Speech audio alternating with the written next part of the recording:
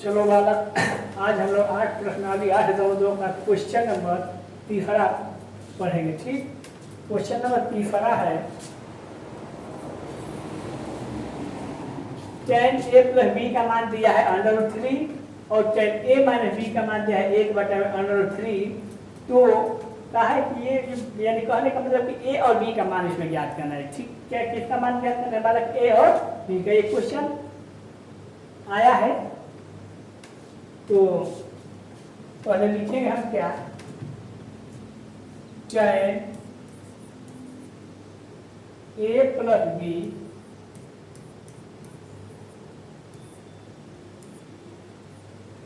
Equal to क्या दिया है? √3 दिया है। ठीक, अब हम देखते हैं a और b का मान ज्ञात करना है तो इसके आगे tan लगा है। tan हमको हटाना है। जब तक tan हटेगा नहीं तो फिर a और b का मान निकलेगा नहीं। ठीक, तो हम जानते हैं कि tan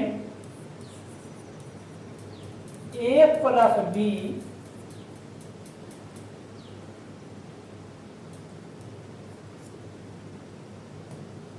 tan a plus b equal to √3 किसका मान होता है बालक? tan 60 अंश का मान होता है। ठीक, तो ये किसका मान है? tan 60 अंश का मान है, tan 60 अंश। ठीक, अब हम तुलना करते हैं tan के स्थान पर क्या है? tan दिखाई दे रहा है तो a plus b equal to क्या हो जाएगा? 60 अंश हो जाएगा। तो a plus b equal to क्या हो जाएगा? 60 अंश। समीकरण में क्या हुआ बालक? फर्स्ट हुआ। यानी √3 किसका मान होता है? tan 60 का मान होता है। tan यहाँ पर है, tan यहाँ पर है, तुलना कराते हैं तो a प्लस b के स्थान पर क्या हो जाएगा? 60 अंश हो जाएगा। अब आगे दूसरा है कि tan a minus b equal to क्या दिया है? 1/√3 दिया है बालक, 1/√3 दिया है। ठीक, तो अब हम जानते हैं कि 1/√3 किसका मान होता है? तो 1/√3 tan 30 अंश का मान होता है। तो हम क्योंकि tan रहेगा तो फिर हल नहीं होगा, क्योंकि हम किसका मान ज्ञात करना है? a और b का। तो tan को हम हटाते हैं। ठीक, तो tan a minus b equal to tan कितना अंश? 30 अंश, क्योंकि tan 30 अंश का ही मान होता है बालक 1/√3। यहाँ भी tan है, यहाँ भी tan है। ठीक, तो तुलना कराएंगे तो a minus b equal to क्या आ जाएगा? 30 अंश। ये समीकरण नंबर क्या हो गया बालक? चेंज हो गया। और समीकरण 1 और 2 को क्या कर दे? हल कर दे। तो हम लिखेंगे समीकरण 1 और 2 को हल करने पर तो एक क्या है? एक है बालक a plus b equal to 60 और a minus b equal to कितना है? 30 अंश है। ये समीकरण 1 है। ठीक, ये तो कैंसिल होगा, सबका लिखेंगे यहाँ पे जोड़ने पर बालक चिन्ह बदलता नहीं है। तो ये कितना हो जाएगा? एक a और एक a कितना हो जाएगा? 2a हो जाएगा। इक्वल टू ये कितना हो जाएगा? 60 और 30 90 हो जाएगा। ठीक, हमको किसका मान बताना है? a का मान बताना है। तो a का मान क्या होगा बालक? a इक्वल टू हो जाएगा क्या होगा? a इक्वल टू हो जाएगा क्या? 90/2 यानी कितना अंश हो जाएगा? 45 अंश। कितना अंश हो जाएगा बालक? 45 अंश हो जाएगा। ठीक,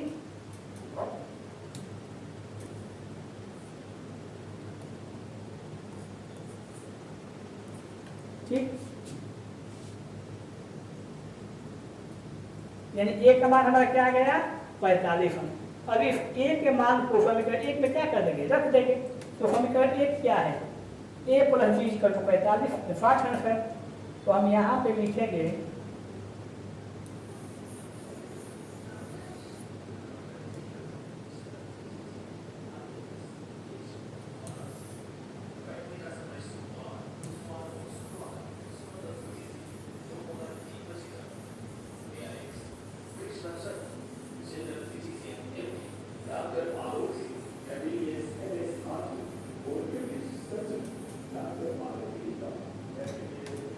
ए का मान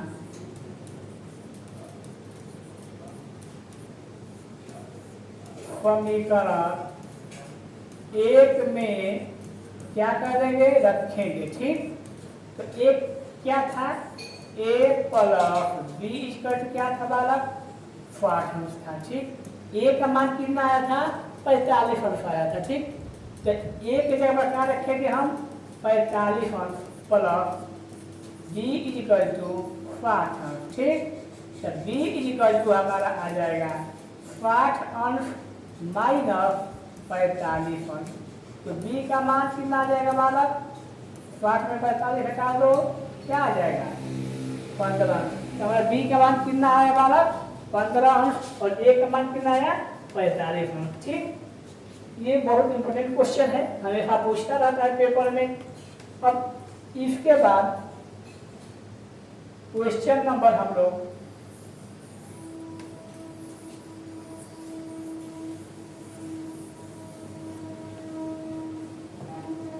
चौथा देखेंगे।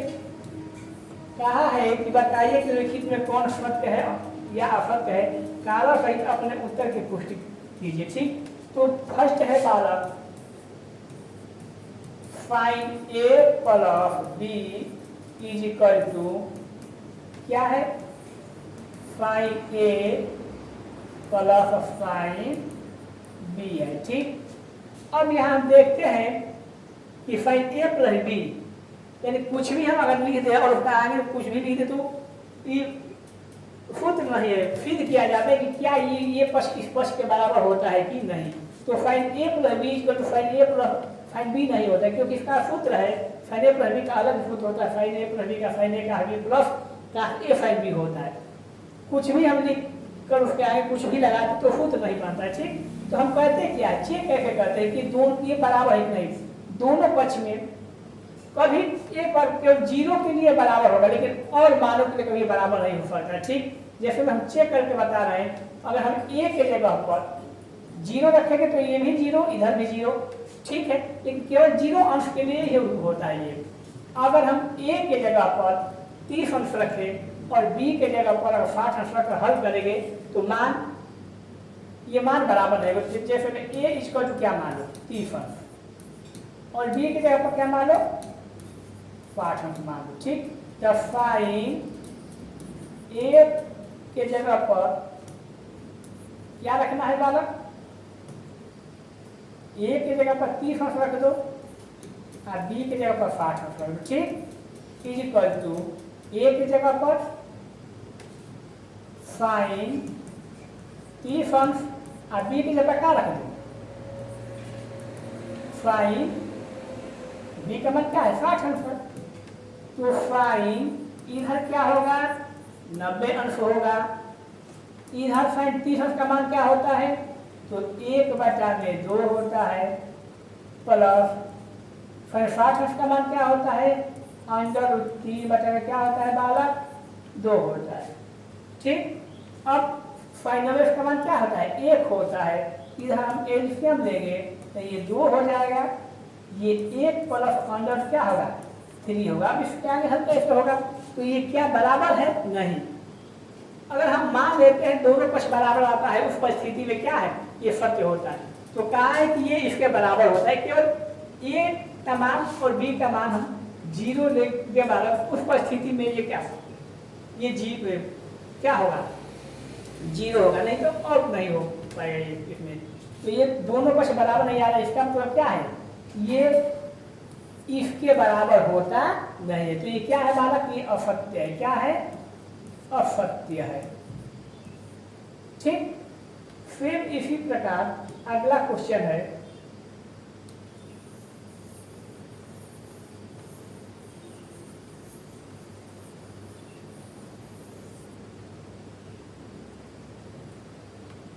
थीटा में वृद्धि होने के साथ, जब थीटा में वाला वृद्धि होने के साथ साइन थीटा के मान में भी क्या होता है, वृद्धि होती है। ठीक, अगर थीटा जैसे में यहाँ पे 0 अंश है, यहाँ पे क्या है 30 अंश है, यहाँ पे क्या है 45 अंश है, यहाँ पे क्या है 60 अंश है और यहाँ पे क्या है 90 अंश है। ठीक, तो ये अगर थीटा का मान ये दिया है बालक, तो कहा है कि अगर थीटा का मान है तो क्या साइन थीटा में वृद्धि होगा।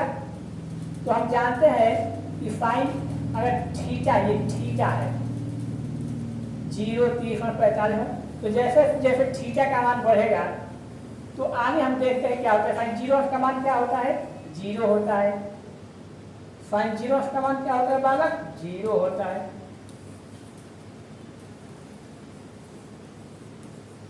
साइन थीटा, साइन 0 का मान क्या होता है, 0। साइन 30 का मान 1/2, इसका मान 1, इसका मान √3/2, ये होता है 1/√2 होता है और इसका मान क्या होता है बालक, 1 होता है। तो साइन थीटा में अगर वृद्धि हो रहा है तो देखते हैं कि जब 0 है तो क्या है, इसको में साइन थीटा का मान 0 है। अगर थीटा के जगह क्या हो जा रहा है, 30 हो जा रहा है तो 1/2 हो जा रहा है, 45 हो जा रहा है तो 1/, यानी हम देख रहे हैं कि जब थीटा के मान में वृद्धि हो रहा है तो साइन थीटा अगर हम 0 रखेंगे तो अलग आएगा, 0 आएगा, 30 रखेंगे तो 1/2 आएगा, 45। तो हम देख रहे हैं कि थीटा में वृद्धि हो रहा है तो साइन थीटा के मान में क्या होता है, वृद्धि होता है। तो ये क्या है, यानी हमारा जो दूसरा है वो क्या है बालक, सत्य। इसमें दूसरा क्या है हमारा, सत्य है। ठीक, और इसी प्रकार तीसरा,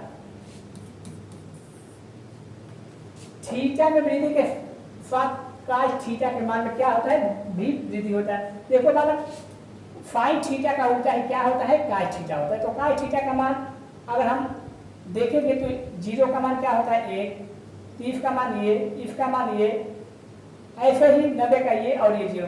तो हम देख रहे हैं कि थीटा में वृद्धि के होने के साथ काश थीटा के मान में वृद्धि नहीं होता है, क्या होता है, वो घटता जाता है। ठीक है, इसी का क्या होगा, क्या 1, फिर इतना, फिर ये कम, इससे कम होने क्या आ गया, 0 हो गया।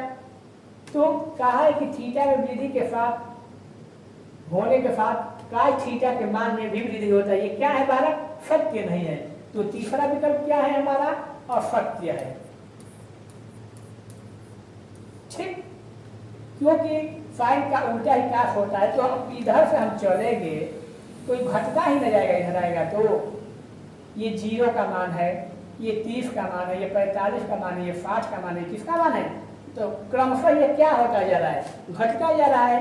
तो ये विकल्प क्या है, अरे ये वाला जो क्या है, असत्य है। अब ये दिया है कि चौथा दिया है, थीटा के सभी मानों पर, थीटा के सभी मानों पर साइन थीटा बराबर क्या होता है, काश थीटा होता है। देखो बालक, थीटा के केवल एक मान के लिए 45 में जो आता है उसके लिए ये दोनों क्या होते हैं, आपस में बराबर होते हैं, अन्य किसी के लिए नहीं होते।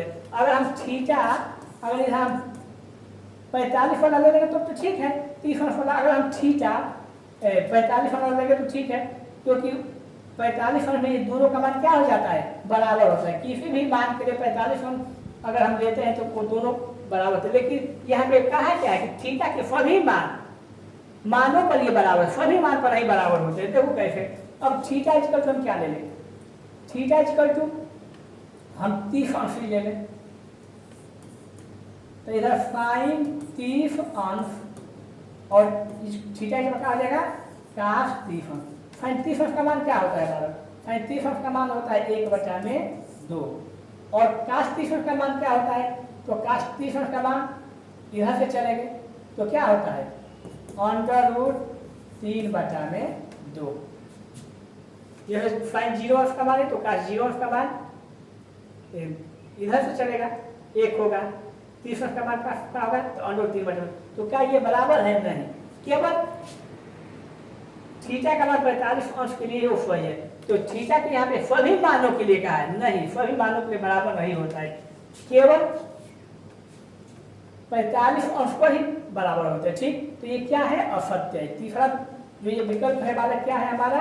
असत्य है। ठीक, और इसी प्रकार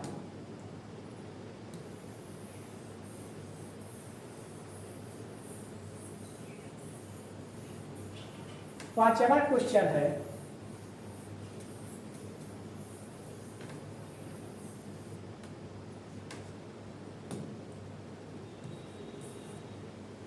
a = 0 अंश पर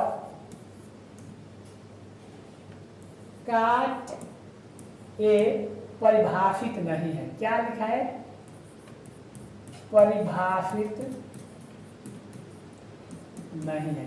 देखते हैं, a = 0। हम जानते हैं कि काट ए = क्या होता है? तो काट ए = होता है कास ए बटा में साइन ए, यही होता है। अब ए का मान रखेंगे, ए का मान क्या है? तो ये हो जाएगा कास ए की जगह पर 0 अंश बटा में साइन ए की जगह पर क्या होगा? 0 अंश होगा। तो कास 0 का मान क्या होता है बालक? 1 होता है। कास 0 का मान क्या होता है? 1। ठीक, अब कास 0 का मान क्या होता है बालक? 1 होता है। अब आगे हम देखेंगे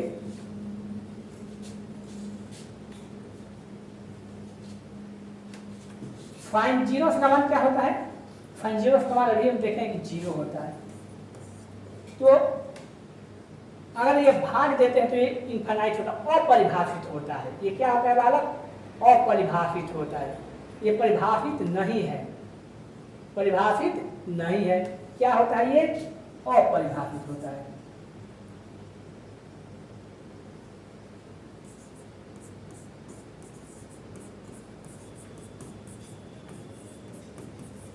ठीक ना? तो इस प्रकार हमारा क्या है? ये क्वेश्चन यानी जो प्रश्नावली है 8 से 10 क्या होता है बालक? समाप्त होता है। ठीक।